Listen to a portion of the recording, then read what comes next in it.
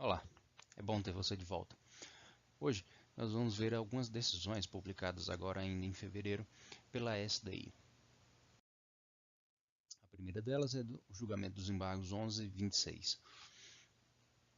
A ementa desse julgamento traz que esta corte vem reiteradamente entendendo que, havendo na prática possibilidade de controle de jornada do empregado, fica afastada a incidência do artigo 62, inciso 1º da CLT, fazendo juízo empregado às horas extras. Destaque-se, por outro lado, que a Lei 12.619 prevê expressamente a obrigatoriedade do controle, ou seja, da controle da jornada do motorista. Logo, o controle de jornada e o tempo de direção dos motoristas é obrigatório e se faz por tacógrafo, outro meio eletrônico idôneo, rastreamento por satélite ou ainda por papeleta, diário de bordo ou ficha de trabalho externo, estando disponíveis ao empregador essas possibilidades aqui mencionadas. Inicialmente, vale relembrar que então que a disposição do artigo 62, inciso 1º, refere à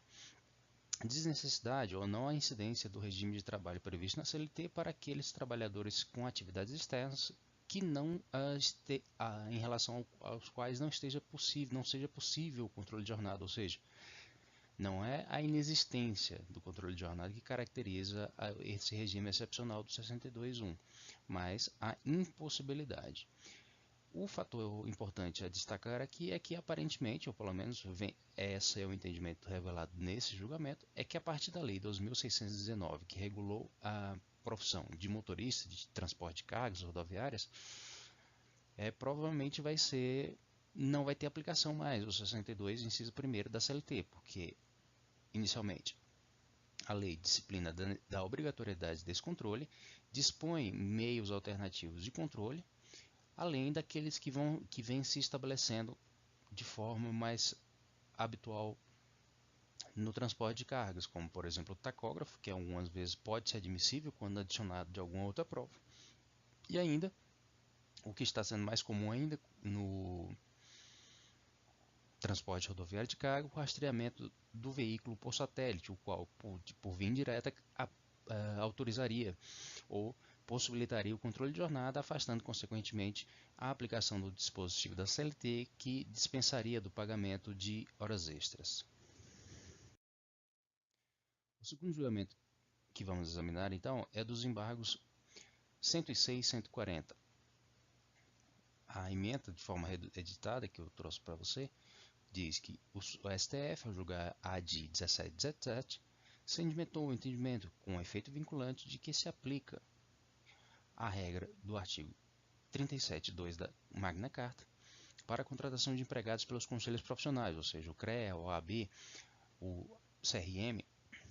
ou CFM. Essa subseção, em duas outras oportunidades, entendeu que é preciso distinguir os contratos firmados antes da decisão vinculante do STF, validando-os em nome do princípio que vela pela proteção e boa-fé, diferentemente daquelas admissões firmadas posteriormente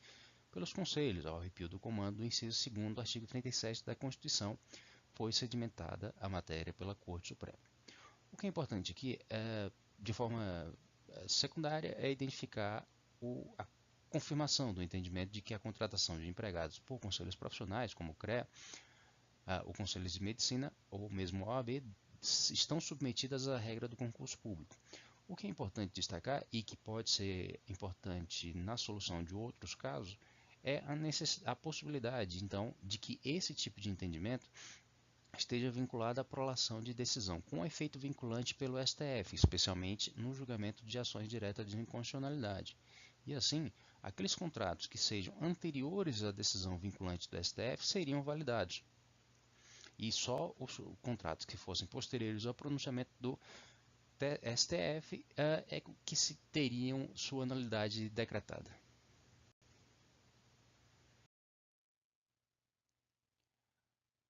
O próximo julgamento que vemos então é o do 1422. Aqui a ementa traz que, sendo os honorários de começo mera verba acessória acrescida da condenação, já que não integram a quantia a ser recebida pela parte vencedora, mas sim por seu advogado, não haveria lógica em se exigir o depósito recursal para resguardar a parte principal vendedora, a qual se destina à garantia da execução. Aqui o caso é a discussão da necessidade ou não de realização de depósito recursal quando houve a condenação ao pagamento de honorário de sucumbência, e essa é o único título, é o único aspecto condenatório da sentença. Ou seja, no caso que houve necessidade do ajuizamento de uma ação declaratória de inexistência de débito tributário, a parte reclamante não foi bem sucedida e o juiz entendeu da fixação de honorário de sucumbência à parte contrária. Houve a necessidade do exame, então, de se verificar se o fato de haver essa condenação em pecúnia relativa aos honorários de sucumbência, mas não haver nenhum outro tipo de condenação em desfavor das partes envolvidas, as partes diretamente envolvidas, se essa circunstância implicaria a necessidade de realização de depósito recursal para garantir apenas desses honorários de sucumbência. Entretanto, a compreensão que foi revelada nesses embargos é de que essa exigência do depósito recursal apenas para garantia de honorários de sucumbência corresponde a um ônus processual não previsto em lei, cuja obrigatoriedade violaria os princípios constitucionais da legalidade e do direito à garantia do contraditório e da ampla defesa, com os meios e recursos a ela inerentes e esculpidos nos incisos 2º e 55 do artigo 5º da Constituição Federal. O que é importante aqui, além da definição do tema específico, é a eventual demonstração de que uma decisão que exija ou que se fundamente na exigência de depósito recursal com base na garantia para garantia de condenação a honorário de sucumbência